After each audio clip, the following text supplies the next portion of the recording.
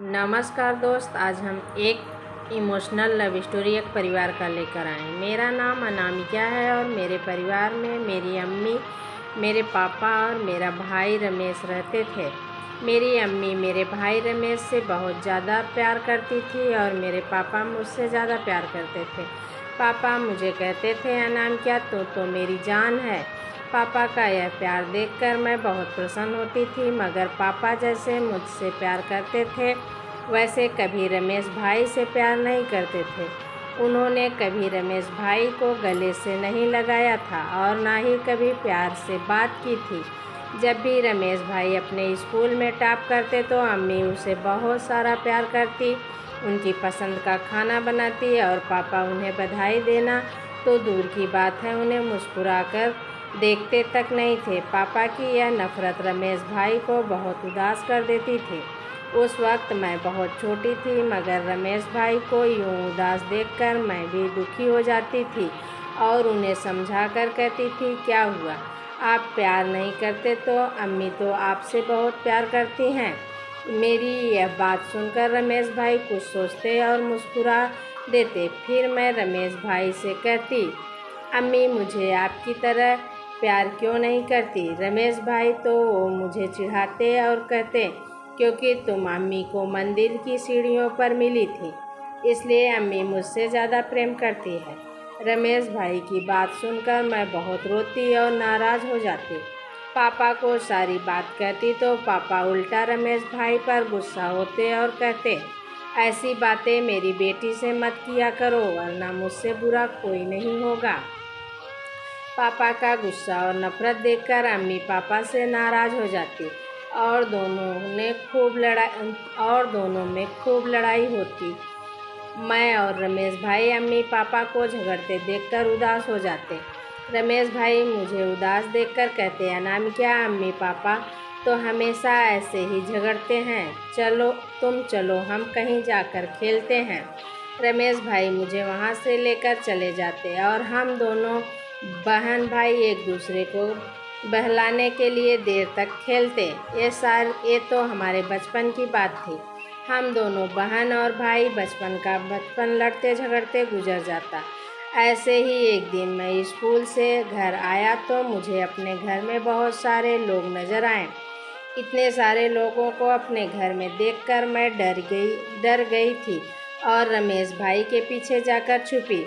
फिर रमेश भाई ने से पूछने लगी, इतने सारे लोग हमारे घर पर क्या कर रहे हैं और आप रो क्यों रहे हैं। मेरी बात सुनकर रमेश भाई ने मुझसे कहा, अनामिका हमारे पापा अब हमारे साथ नहीं रहे।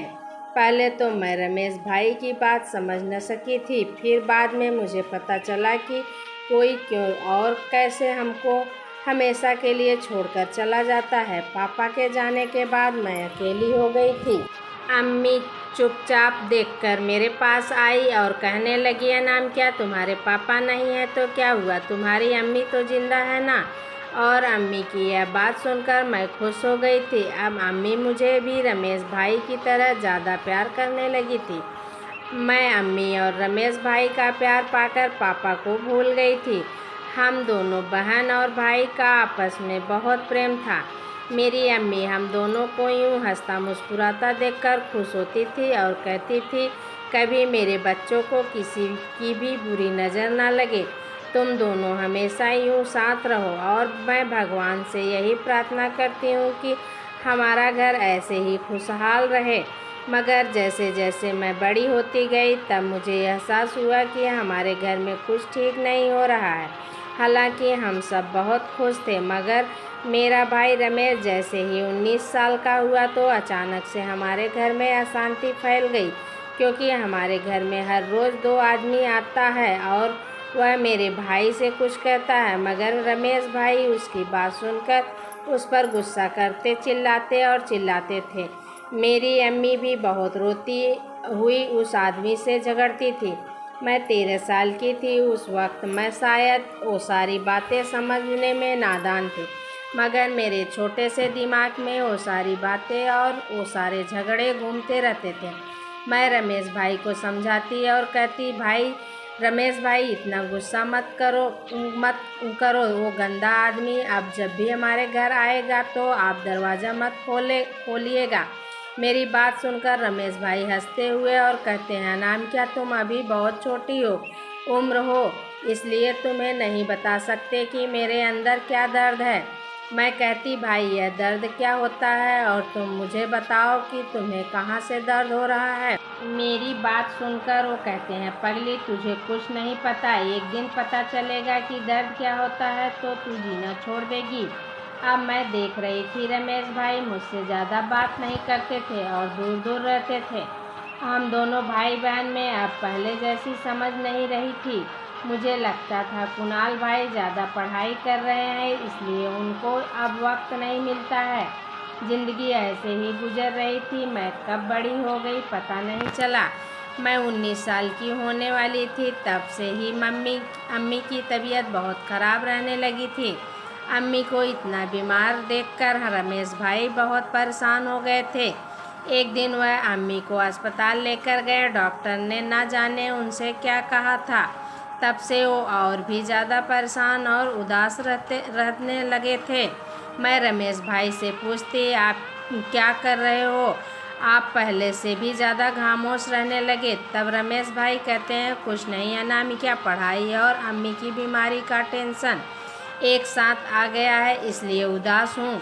मैं कल सोचकर चुप हो जाती कि रमेश भाई की मेडिकल की पढ़ाई भी तो बहुत भारी है, वो परेशान नहीं होंगे तो क्या होंगे। रमेश भाई के कहने पर अम्मी के सारे काम अब मैं सीख लिए थे। खाना बनाना, घर की साफ़ सफाई करना, कभी कभी रमेश भाई की काम करने में मेरी मदद कर दिया करते थे। अम्मी की जो हर वक्त किसी ना किसी काम में लगी रहती थी, अब तो बिस्तर पर पड़े पड़े खुद को और भी ज़्यादा बीमार महसूस करने लगी थी। अम्मी की बीमारी दिन बढ़ती जा रही थी। मैं और रमेश भाई चाहते थे कि अम्मी अस्पताल में एडमिट हो जाए, मगर अम्मी कहती थी, नहीं कुणाल, मुझे अब अपना घर छोड़कर कहीं नहीं जाना है। शायद अम्मी को पता चल गया था कि वो अंदर से बहुत बीमार हैं और उनकी ज़िंदगी ख़त्म होती जा रही थी। उस शाम को मैं अम्मी को खाना खिला रही थी, तभी अम्मी मुझसे कहने लगी, अनामिका, अब मुझे नहीं खाना खाया जाता, तुम रमेश को बुलाओ। अम्मी कहने पर मैं रमेश भाई को बुला लाई। तभी अम्मी ने मुझसे कहा, अनामिका तुम दूसरे कमरे में जाओ। अम्मी की यह बात सुनकर मैं हैरान रह गई थी। अम्मी अभी भी मुझसे कुछ छिपा रही थी, मगर न जाने अब आज अम्मी को क्या हुआ था। वो मेरे सामने रमेश भाई से बात नहीं कर रही थी और रमेश भाई वो चुप थे। मैं हैरत हो रही थी कि अम्मी रमेश भाई से क्या बात करने वाली थी जो मेरे सामने नहीं हो सकती। मेरे अंदर अम्मी को बात सुनने की उत्सुकता हुई। तभी मैं दरवाज़ा बंद करके कमरे में निकल गई और खिड़की में जाकर खड़ी हो गई। अम्मी रमेश भाई का चेहरा हाथ में पकड़ते उससे कह रही थी, तुम मेरे प्यारे बेटे हो रमेश, मैं तुमसे और अनामिका से बहुत प्यार करती हूँ और मैं चाहती हूँ कि तुम दोनों कभी भी अलग ना होना। मैं अम्मी की यह बात सुनकर रोने लगी थी। मैं भी अम्मी और रमेश भाई से अलग नहीं होना चाहती थी कभी भी। फिर अम्मी ने भाई को एक खत पकड़ा दिया और कहा, अपने कमरे में जाकर पढ़ना। रमेश भाई अम्मी के गले लगकर बहुत देर तक रोते रहे थे।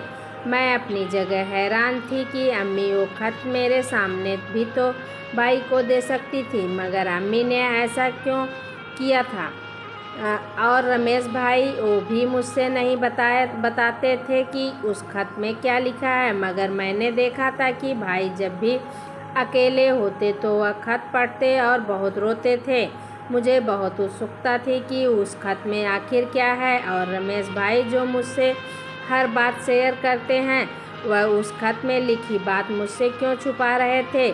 मेरी उत्सुकता के कारण मैं एक दिन भाई से पूछ ही लिया, रमेश भाई, मैं जानती हूँ कि अम्मी ने उस रात आपको एक खत दिया था, मगर आप उस खत मुझे क्यों नहीं बताते? मुझे भी उस खत पढ़ना है। मेरी बात यह सुनकर रमेश भाई मुझे हैरत से देखने लगे। फिर कुछ सोचते हुए बोले, अभी सही वक्त नहीं है, मैं उस खत को तुमको ज़रूर दूंगा, मगर सही वक्त आने पर। और रमेश भाई की यह बात सुनकर मैं खामोश हो गई। रमेश भाई अपनी जुबान के पक्के थे। उन्होंने जब कहा था वह सही वक्त आने पर खुद ही वह खत मुझे देंगे, तो मुझे अब उस सही वक्त का इंतज़ार करना था। एक दिन ऐसे ही मैं कॉलेज से घर आई तो अम्मी को बेहोश पड़ा देखा। चिल्लाने लगी। मेरे चिल्लाने पे रमेश भाई भी वहाँ चले आए। रमेश भाई ने जैसे ही अम्मी को देखा तो मुझे गले से लगाकर कहने लगे, अनामिका, अम्मी अब हमारे साथ नहीं रही, वो भगवान के पास चली गई है।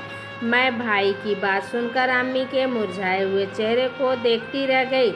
मुझे अम्मी के हमें छोड़ जाने का बहुत सदमा लगा था, और मुझे ज़्यादा सदमा शायद रमेश भाई को लगा था। वो घर पर अब कम रहने लगे थे, मुझसे बात भी कम करते थे। अकेले बैठकर अम्मी का दिया वो खत पढ़ते थे और बहुत रोते थे। मैं जब उन्हें समझाती तो मुझे भी डांट देते। मैं रमेश भाई के ऐसे बदल जाने का उदास हो गई थी। मुझे नहीं पता था अम्मी के चले जाने से हमारा रिश्ता ऐसे ख़त्म हो जाएगा। रमेश भाई शाम देर तक घर नहीं आते और मैं बहुत डर जाती, क्योंकि हमारे इतने बड़े घर में अब हम 2 ही लोग रहते थे और रमेश भाई भी मुझे अकेला छोड़कर चले जाते थे। एक दिन मैं रोते हुए रमेश भाई से कहा था, मुझे अकेले छोड़कर मत जाया करो, मुझे बहुत डर लगता है। मेरी बात सुनकर उस शाम रमेश भाई बहुत ज़ोर से गुस्सा हुए थे।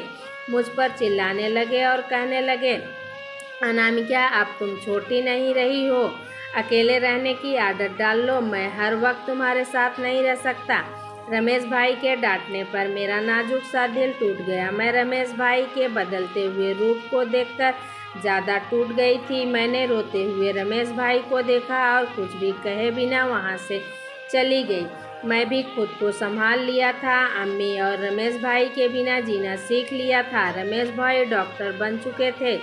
मैं उनके डॉक्टर बनने पर बहुत खुश थी, मगर उनको नहीं बताया था। एक दिन रमेश भाई अब मेरे पास आए और मुझसे कहने लगे, अनामिका, मुझे बधाई नहीं दोगी? मैं डॉक्टर बन गया हूँ। अम्मी की एक इच्छा पूरी हो गई है, अब उनकी दूसरी इच्छा पूरी करने का वक्त आ चुका है। मैं खुश होती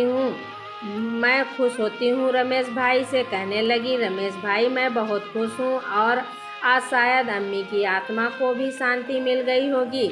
मेरी बात सुनकर रमेश भाई कुछ नहीं बोले और वहाँ से चले गए।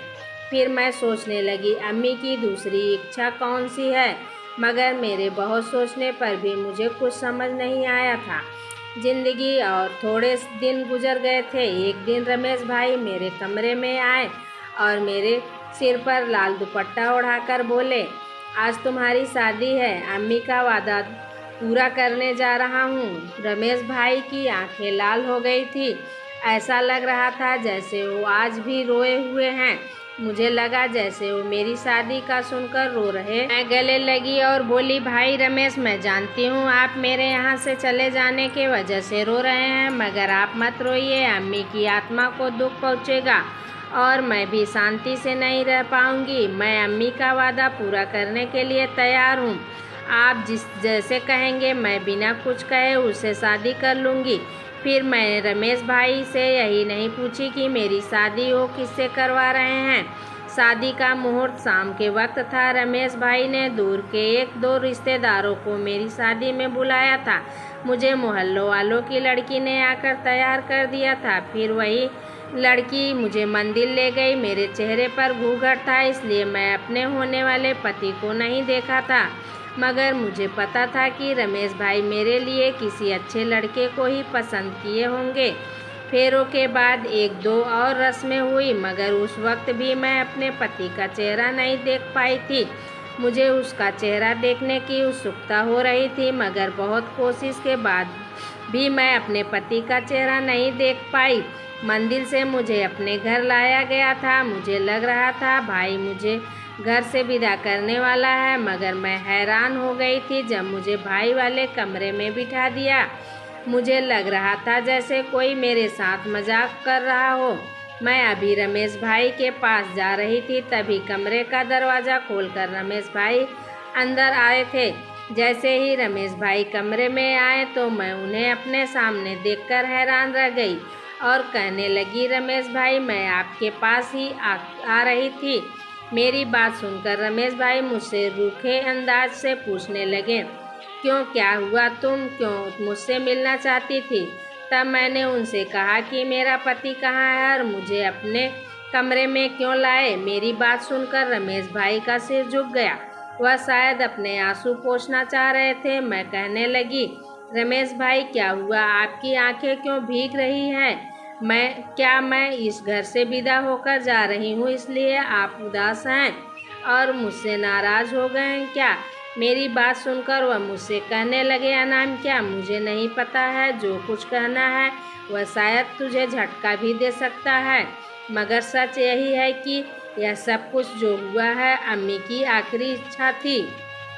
समझ लो, आज तुमने जो किया हो अम्मी की आत्मा को शांति पहुंचाने के लिए किया हो। अम्मी का नाम सुनकर मैं दुखी हो गई।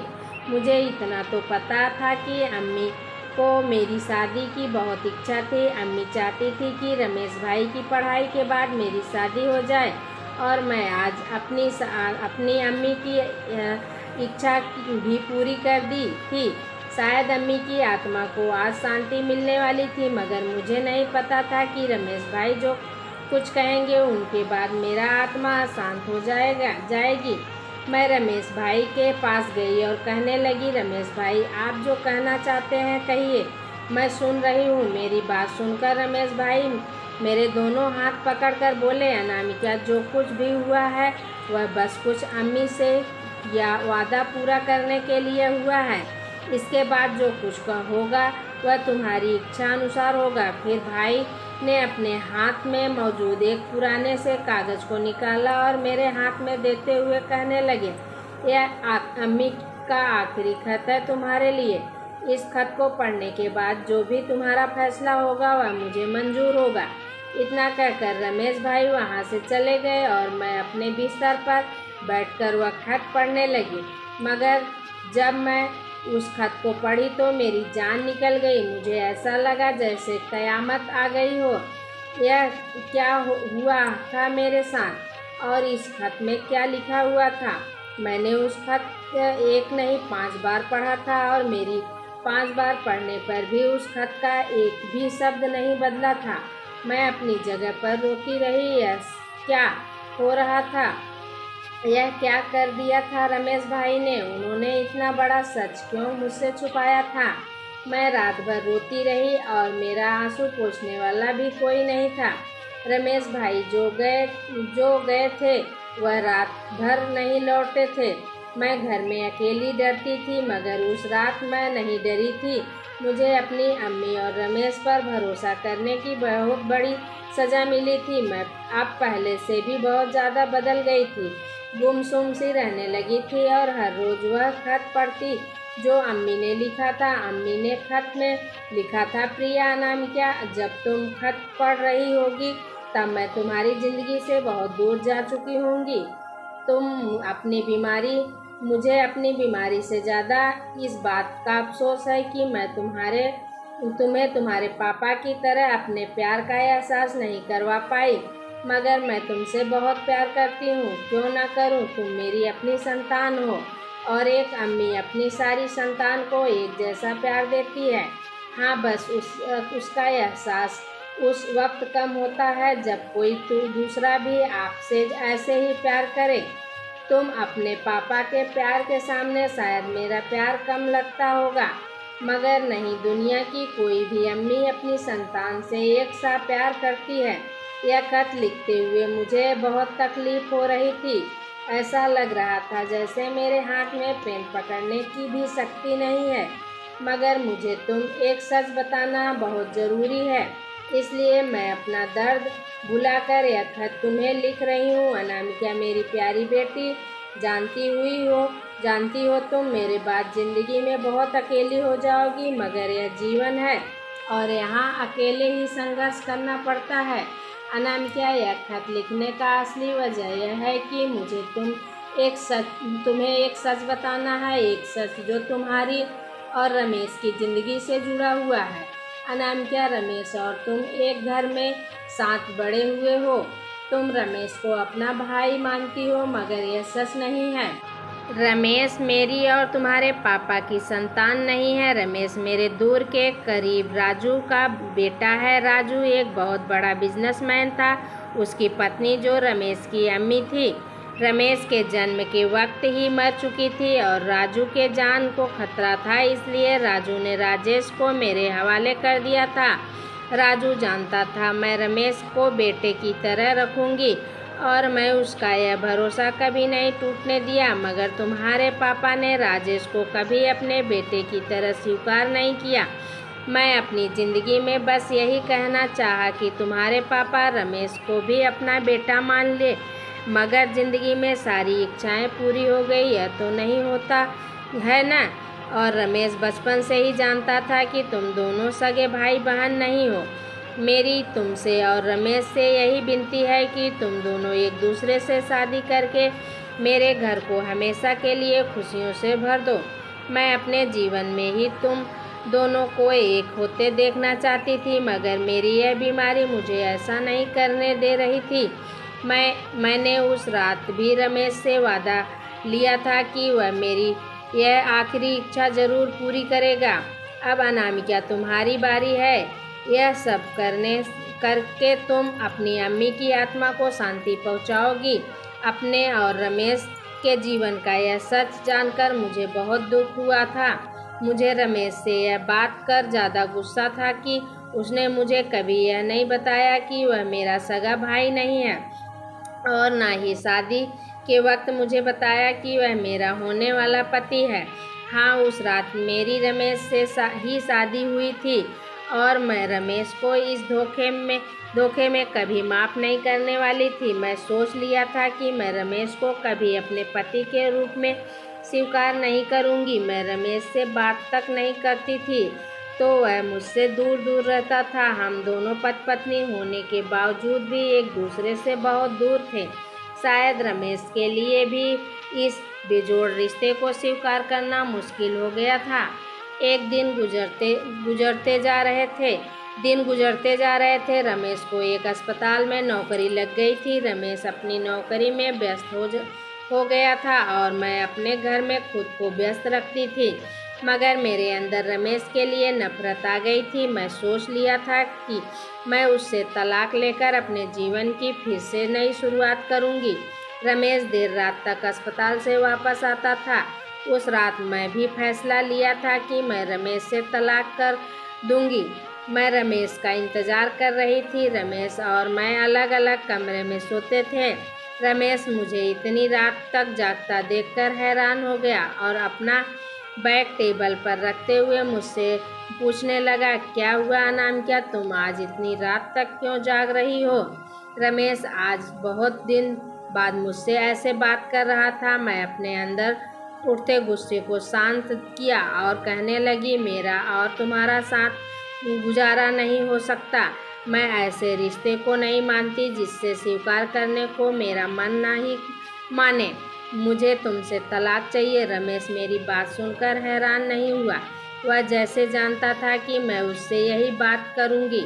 तब वह मेरे सामने आया और कहने लगा, अनामिका, मैं जानता हूँ तुमने हमेशा मुझे अपना बड़ा भाई माना है, मगर यह सच नहीं था। मैं अम्मी की यह इच्छा बचपन से नहीं जानता था, मगर अम्मी पापा की वजह से तुमने मुझसे कुछ नहीं कहता था। अनामिका, मैंने पापा की नफ़रत देखी और अपने सगे रिश्तों को भी उस नफ़रत की आग में जलते देखा। तुम्हें याद है, बचपन में हमारे घर एक आदमी आया करता था।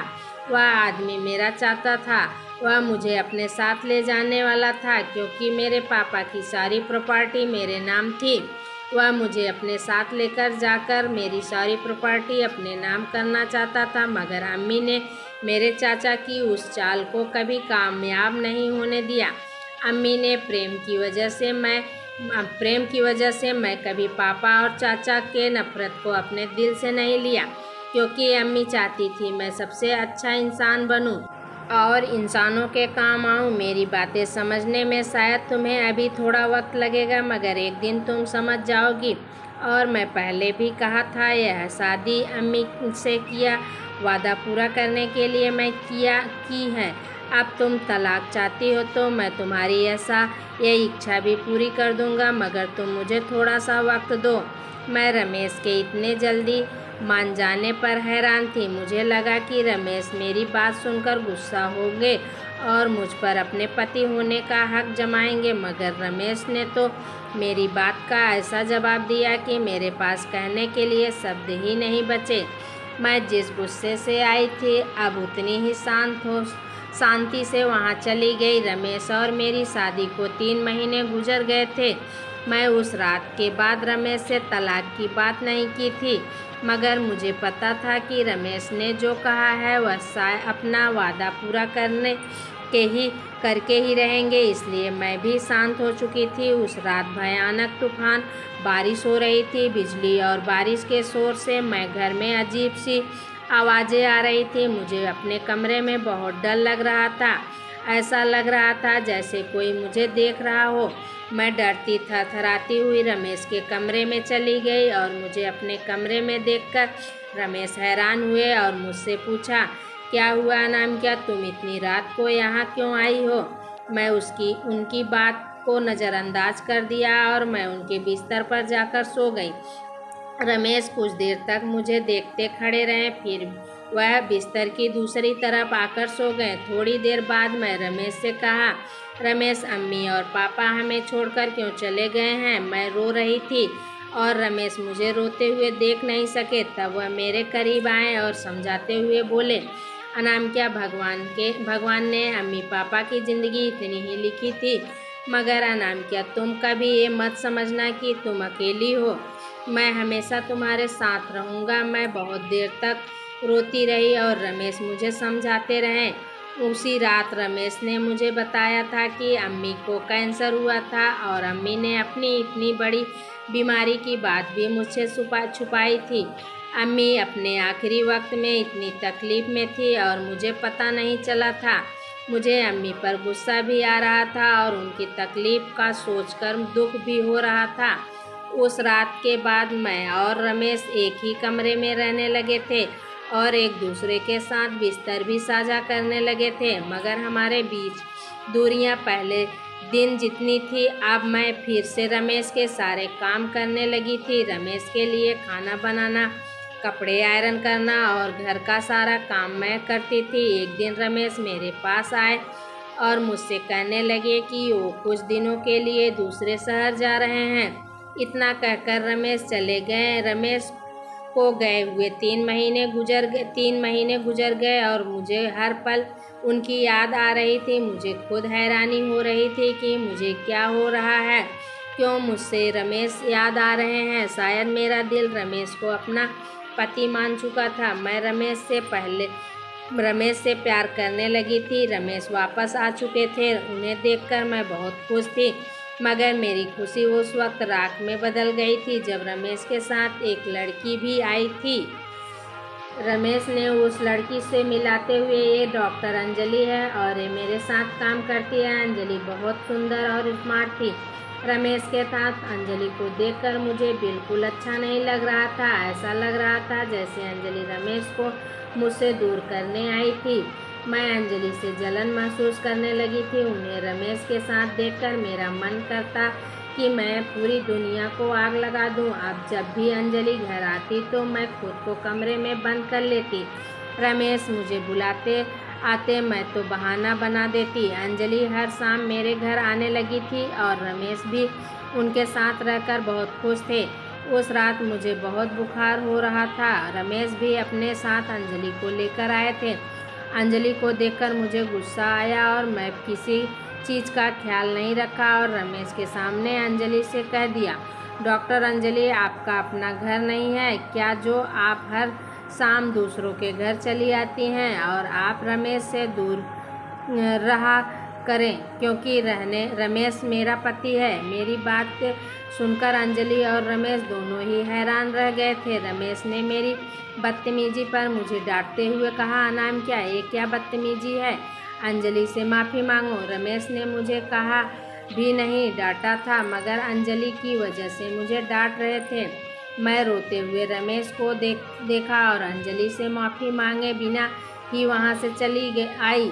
मुझे खुद नहीं पता था कि मैं क्या कर रही थी। अंजलि के जाने के बाद रमेश कमरे में बहुत देर से आए थे। रमेश के हाथ में एक कागज़ था। वह कागज़ देखकर मुझे झटका लगा। मैं अपने आंसू पोंछकर रमेश के पास आई। रमेश के चेहरे के हाव भाव देखकर लग रहा था कि वह बहुत गुस्से में है और अपना गुस्सा मुझ पर निकालने आए हैं। मैं रमेश को ऐसे देखकर डर गई थी। मुझे लग रहा था कि रमेश आज मुझे अपनी ज़िंदगी से हमेशा के लिए निकाल देंगे, मुझे तलाक देंगे। मेरा दिल अंदर से काँप रहा था। मुझे बहुत रोना आ रहा था। रमेश ने अपने हाथ में मौजूद वह कागज़ का टुकड़ा मेरी तरफ बढ़ा दिया। मुझ पर उस वक्त क्या कयामत टूट रही थी यह सिर्फ मुझे पता था। रमेश ने सर्द लहजे से मुझसे कहा, अनामिका इस पेपर पर साइन कर दो। रमेश की ये बातें सुनकर मैं अपने आंसू पोंछते हुए रमेश के गले लग गई। रमेश अपनी जगह पर हैरान थे। मैं रमेश से रोते हुए कहा, क्या हुआ अम्मी के उस वादे का, आप तो बहुत स्वार्थी निकले। रमेश मेरी उस बात को लेकर बैठ गए और मैं नादानी में थी। रमेश ने अपने दोनों हाथ से मेरे इर्द गिर्द लपेट कर मुझसे कहा, क्या तुम मुझे बता सकती हो कि मैं कौन सा स्वार्थ दिखाया है। तब मैंने कहा, उस रात मैं ऐसे ही तलाक की बात कर रही थी क्योंकि मुझे आप पर और अम्मी पर बहुत ज़्यादा गुस्सा था, मगर अब मुझसे आप दूर नहीं जाना और ना ही ये घर छोड़कर कहीं जाना। आप चाहे तो अंजलि से दूसरी शादी कर सकते हैं, मगर मैं आपकी ज़िंदगी से कहीं नहीं जाऊंगी। मुझे तलाक नहीं चाहिए। यह सुनकर रमेश ने मुझे खुद से अलग किया और कहने लगे, तुमसे किसने कहा कि मैं तुम्हारे कहने पर तुम्हें तलाक दे दूंगा। तुम एक क्या 2000 बार भी तलाक मांगोगी तो मैं तुम्हें नहीं देता, क्योंकि मैं तुमसे बहुत प्यार करता हूँ, आपसे नहीं बचपन से। अम्मी ने मुझे बचपन से हमारे रिश्ते की सच्चाई बता दी थी और ये पेपर्स तलाक के नहीं हैं, इस घर के हैं। ये घर मैं तुम्हारे नाम करना चाहता हूँ और मैं हमेशा तुम्हें अपनी दोस्त माना है। मैं रमेश की बात सुनकर खुश होने के बजाय उल्टा नाराज़ हो गई और कहने लगी, मगर आपका और अंजलि का क्या सीन है, वो हमारे घर आती हैं। मेरी ये बात सुनकर रमेश बहुत देर तक हंसते रहे। उनकी ये हंसी मुझे बहुत बुरी लग रही थी। मुझे गुस्से से देखकर रमेश ने कहा, गुस्सा मत करो मेरी प्यारी पत्नी अनामिका, अंजलि तुम्हारी सौतन नहीं है। अंजलि पहले से शादीशुदा है और वो बस काम करने के लिए हमारे घर आती है, और उसे घर आने का एक कारण ये भी था कि मैं तुम्हें जलन महसूस करा सकूं। रमेश की यह बात सुनकर मैं उन पर नाराज़ हो गई। रमेश मुझे ऐसे मना रहे थे जैसे कोई रूठे बच्चे को मनाता है। रमेश की सारी बातें सुनकर मेरे अंदर शांति आ रही थी। रमेश तो बचपन से मेरे थे, फिर मैं क्यों उन्हें छोड़कर भगवान के इस फैसले को मिटा देती। ज़िंदगी के 4 साल गुजर गए थे। मेरा और रमेश का घर बहुत खुशहाल था। हमारा एक बेटी थी जिससे हमारे जीवन को और सुंदर बना दिया। दोस्त, उम्मीद करती हूँ कि आपकी हमारी कहानी पसंद आई होगी। कहानी पसंद आई हो तो वीडियो को लाइक करें और चैनल पर नए हो तो चैनल को सब्सक्राइब करें, और हाँ, नोटिफिकेशन बेल ज़रूर दबाएं। अगली अपडेट सबसे पहले आपको मिलेगी।